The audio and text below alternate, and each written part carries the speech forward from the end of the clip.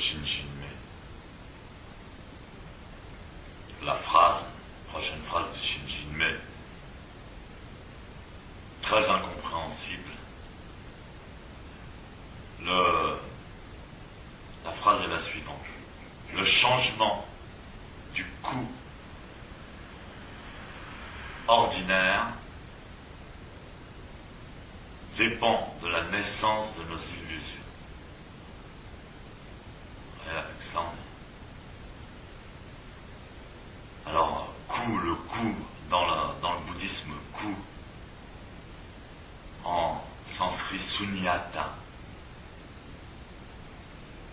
c'est la notion de vide, d'espace, et également d'énergie. C'est très intéressant parce que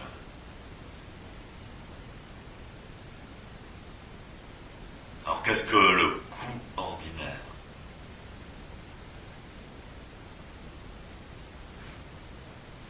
En fait, toute notre réalité est basée sur un contraste, sur le contraste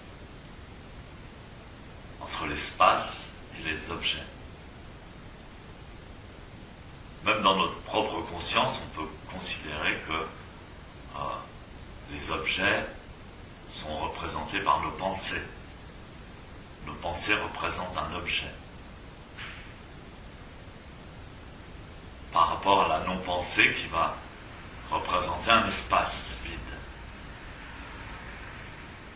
Donc comme on dit, pour définir un espace, pour définir un objet, nous avons besoin de l'espace. De même que pour définir l'ombre, on a besoin de la lumière.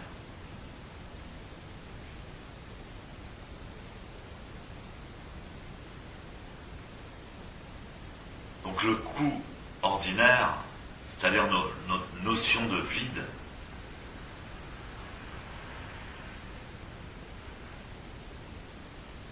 c'est la pensée, la conscience ordinaire.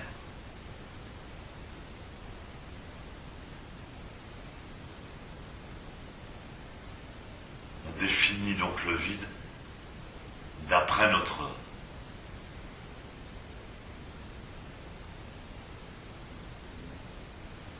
la largeur, la grandeur, l'amplitude de notre propre conscience et de notre expérience.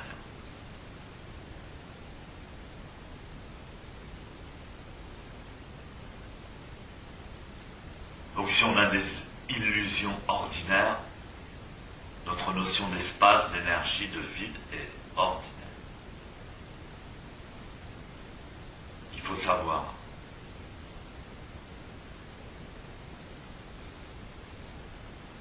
que toutes nos notions humaines de réalité sont totalement aléatoires. Elles sont aléatoires.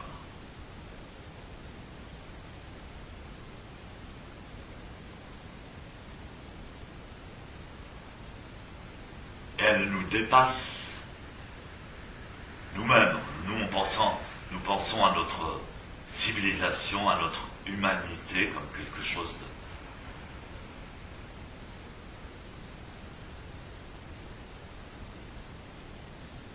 de spécifique par rapport au reste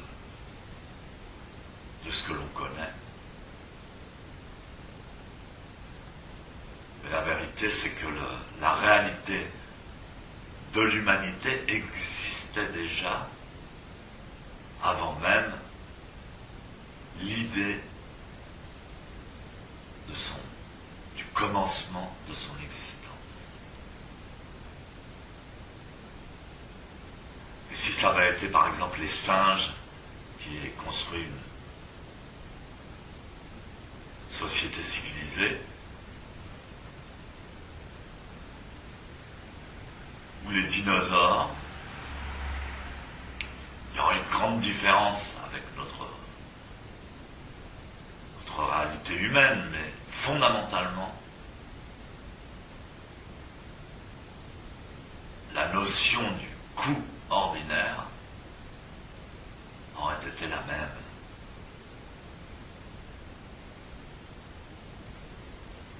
exemple, notre conscience est telle qu'elle est en relation avec notre système solaire.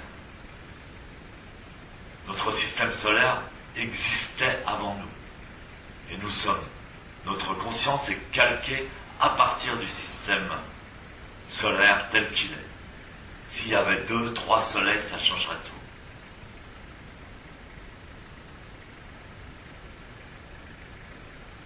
Si dans notre système solaire, il y avait d'autres planètes habitées, ça changerait tout.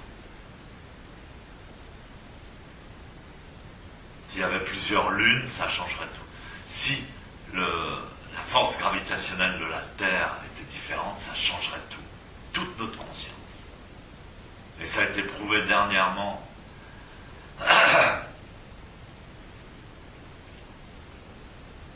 Je crois que c'est les Russes qui ont mis ça en, comment on dit, qui ont publié cette information.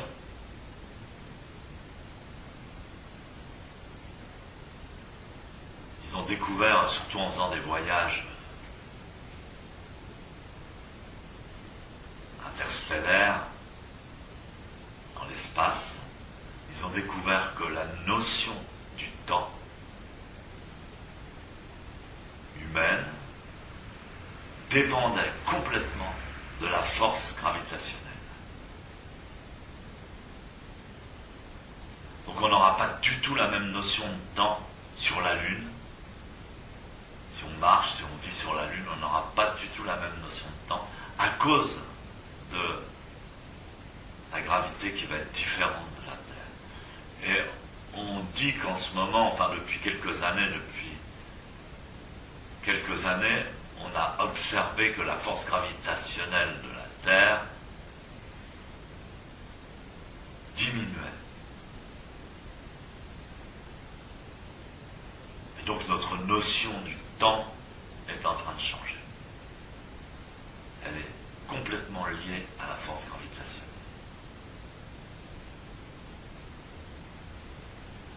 Donc la notion du goût du vide, de l'espace ordinaire dépend de nos illusions. Et alors c'est très bien rendu dans la calligraphie chinoise ou japonaise, évidemment. Le noir sur le blanc, c'est tout à fait la complémentarité entre la forme et l'espace. Alors je ne suis pas un maître en calligraphie, mais je sais que l'espace est tout aussi important que la lettre, que l'idéogramme lui-même. Et donc il doit être parfaitement placé, équilibré, et rentrer totalement en fusion, en relation avec l'espace de la feuille blanche.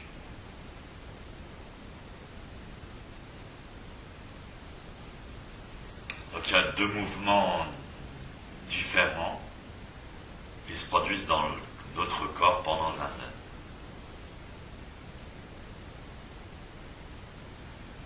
Alors ce qu'on appelle l'immobilité, puisque apparemment on est immobile pendant Zazen, c'est justement le fait qu'on ne fait pas intervenir de mouvements issus de la volonté personnelle. Les mouvements réactifs, donc il y a deux sortes principales de mouvements réactifs liés à l'ego, à la survie en fait de notre être. Ce sont des mouvements qui tentent à attraper quelque chose, à courir après quelque chose, ou alors au contraire des mouvements qui consistent à fuir, à échapper à quelque chose. Donc ça, ce sont les mouvements qu'on arrête quand on fait Zazen, pendant le Zazen.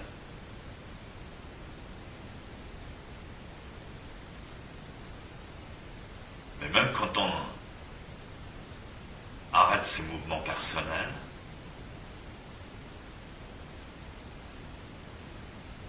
il se produit une autre sorte de mouvement qui est lié justement au système solaire et vraisemblablement beaucoup plus loin que ça, peut-être même à un système galactique ou système universel.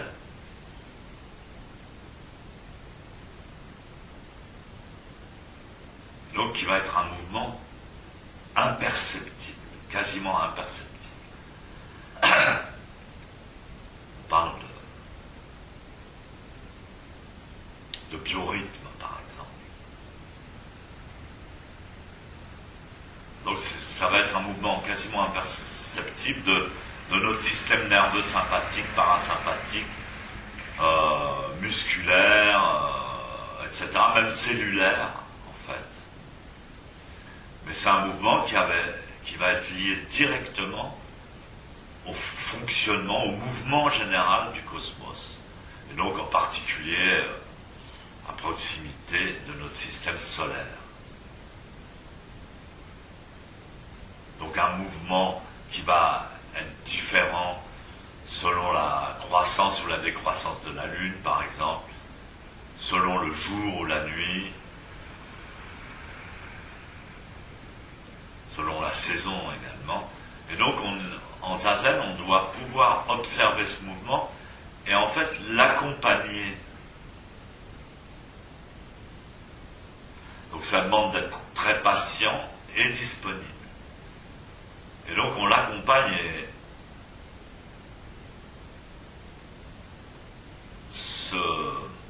si on suit correctement ce mouvement cosmique,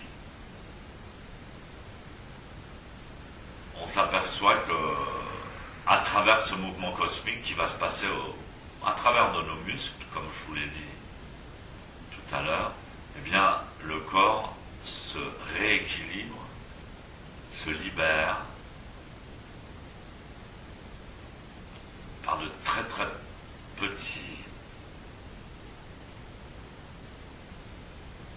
petites forces. Et donc il ne faut pas du tout intervenir personnellement, mais juste suivre.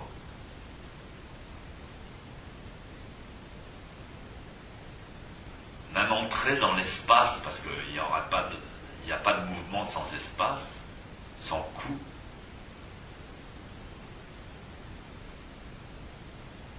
On va observer, Sensei disait, c'est une homéostasie. On va observer à travers notre corps, l'homéostasie.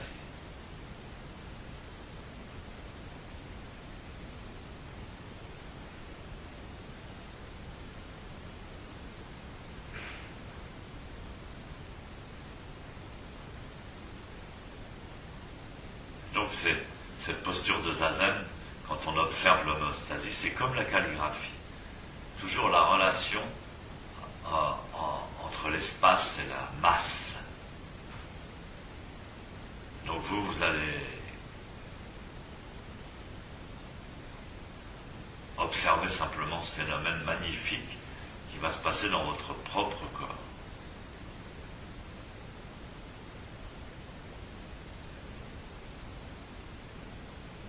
C'est vrai qu'avec notre habitude de l'ordinateur, tout ça, en fait, on est toujours extrêmement pressé. C'est difficile d'attendre que le mouvement naturel se révèle sans rien faire. On a envie de bouger, on a envie de réagir, d'intervenir.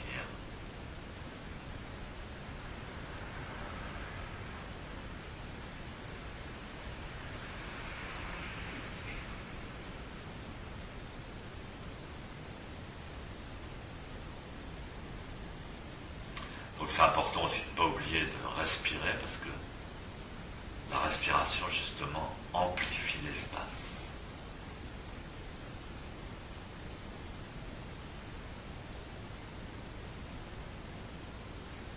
Gaijo.